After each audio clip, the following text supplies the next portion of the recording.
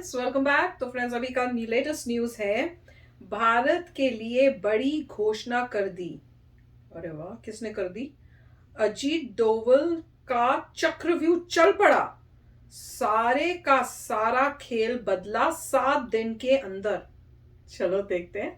तो वीडियो शुरू करते हैं। वीडियो शुरू करने से पहले अगर आप चैनल पर नए हो और आपने अभी तक सब्सक्राइब नहीं किया है तो जल्दी से पहले सब्सक्राइब के बटन और बेल आइकन को क्लिक कर लो ताकि आपको हमारे सारे न्यू वीडियोस के नोटिफिकेशन मिल जाए जैसे हम अपलोड करें। अगर आपको वीडियो पसंद आता है प्लीज लाइक एंड शेयर। चलिए शुरू करते हैं। जिस तरह से भारत के अफगानिस्तान की पिछली सरकारों के साथ करीबी संबंध हुआ करते थे, ठीक उसी तरह से अब भारत और नई तालिबानी लीडरशिप भी बेहद क्लोज आ रहे हैं। भारत तो पहले तालिबान के साथ बातचीत करने के संकेत तक नहीं दे रहा था, लेकिन लगता है कि तालिबान रजीम और पाकिस्तान के बीच जो ड्यूरेंट लाइन के कारण मतभेद पैदा हुए हैं, भारत उसका भरपूर फायदा उठाने के लिए अपनी चाल चल चुका है। National security adviser Ajit Doval साहब खुद तालिबान के साथ भारत के संबंधों को लेकर पॉलिसीज फ्रेम कर रहे हैं, जिनके रिजल्ट्स मिलना भी अब शुरू हो चुके हैं। अफगानिस्तान शुरू से ही भारत के लिए स्ट्रेटेजिक तौर पर बेहद इंपॉर्टेंट है। पाकिस्तान को दो तरफ से घेरने का आसान जरिया है। ऐसे में अजीत डोवाल साहब का खुद इंटरेस्टेड होना ये तो बनता ही है।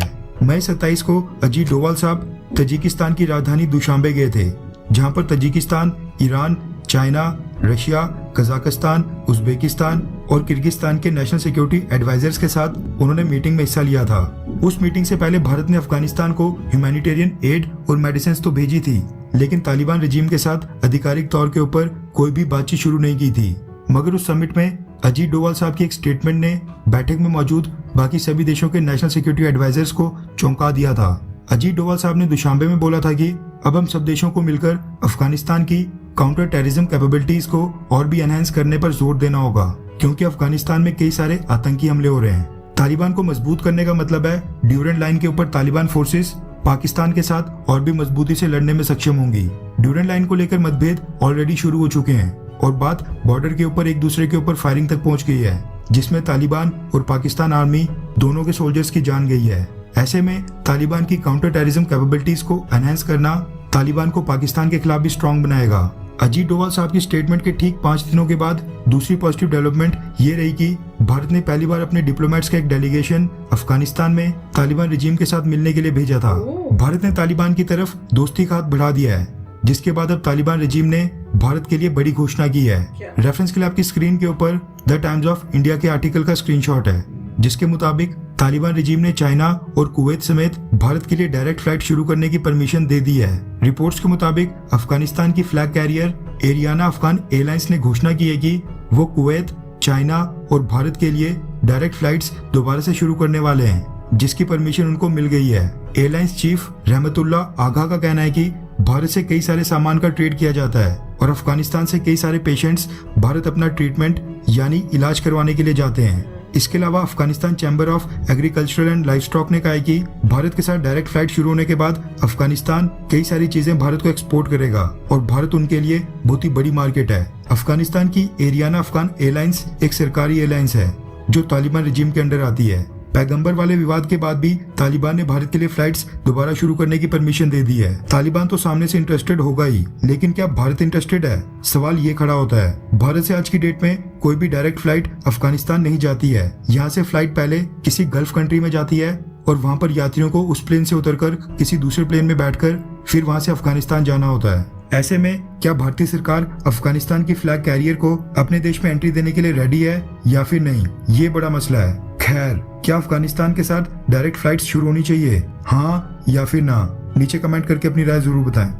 तो यार, मेरे को लास्ट पार्ट क्लियर नहीं हुआ। तो वो ये कह रहे हैं कि तालिबान तो चाहता है डायरेक्ट फ्लाइट, मतलब तालिबान चाह रहा है कि वहां से इंडिया सीधी फ्लाइट जाए, पर ये कह रहे हैं, फिर न्यूज में ये कह रहे हैं कि जो इंडिया से फ्लाइट्स जाती हैं वो डायरेक्ट नहीं जाती हैं अफगानिस्तान, वो कहीं और पहले जाके रुकती हैं, फिर प्लेन से मतलब पैसेंजर्स उतरते हैं, दूसरे प्लेन में चढ़ते हैं और फिर उस प्लेन से वो पहुंचते हैं अफगानिस्तान। ऐसा क्यों, समझ नहीं आया।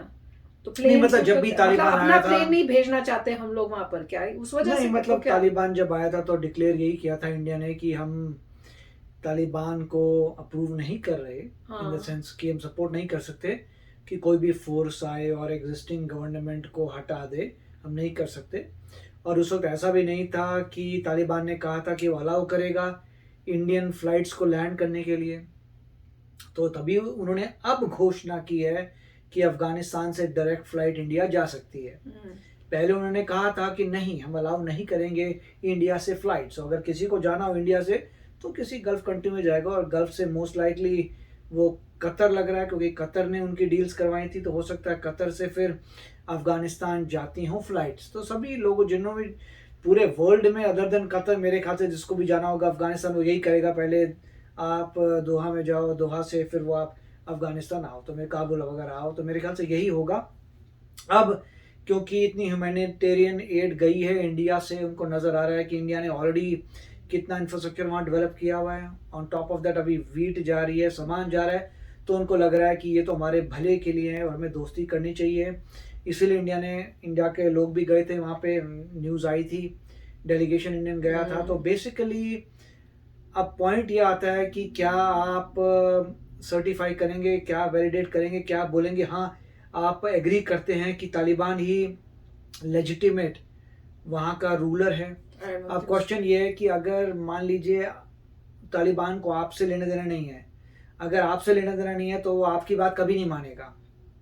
लाइफ में ये होता है कि अगर मान लो दो लोग हैं और उसे तुमसे उसे कुछ नहीं लेना, तो अगर तुमसे कुछ नहीं लेना है तो वो अपने हिसाब से चलेगा, उसे तुमसे कोई ज़रूरत ही नहीं है। मगर अगर आप ट्रेड कर लेते हो डिफरेंट कंट्री से, तो सभी कंट्रीज बोल सकती हैं देखो हम तुम्हें ये देते हैं वो देते हैं, इसके बदले तुम्हें विमेन की राइट्स देनी पड़ेंगी। को नेगोशिएट करने के लिए कोई चीज़ तो चाहिए ना। अफगानिस्तान को पहले आपसे कुछ चाहिए तब वो सोचेगा अच्छा मुझे इतना कुछ मिल रहा है लाइफ में, मगर ये लोग ये सब चीज़ें रोक देंगे अगर हम विमेन राइट्स नहीं करते, चलो नेगोशिएट करते हैं, चलो इतनी विमेन को राइट दे देंगे। इसीलिए यूरोपियन कंट्रीज़ ने कॉन्टैक्ट नहीं तोड़े थे तालिबान के साथ। उन्होंने ये कहा था कि अगर हम पूरा तोड़ दें, पहली बात तो अफगानिस्तान में हंगर पूरा आ जाएगा, लोगों की हालत ख़राब हो जाएगी। दूसरा, अगर आप उनसे ट्रेड नहीं करेंगे तो आप नेगोशिएट करके लाइफ वहाँ पे ठीक कैसे कराएंगे। तो मेरे ख्याल से इसीलिए बात हो रही है। इंडिया तो एक और स्ट्रेटजिकली देख रहा है कि पाकिस्तान की प्रॉब्लम है, तो इंडिया को देख रहा है कि भैया एक तो वहाँ पे आपने उनकी स्टैंडर्ड लिविंग बेटर करनी है, उसके लिए आपको ट्रेड करना पड़ेगा। ट्रेड होगा तो आप सामान वहाँ बेच सकते हैं, वहाँ के लोगों को सुविधा मिल सकती है जैसे आपने पहले किया था।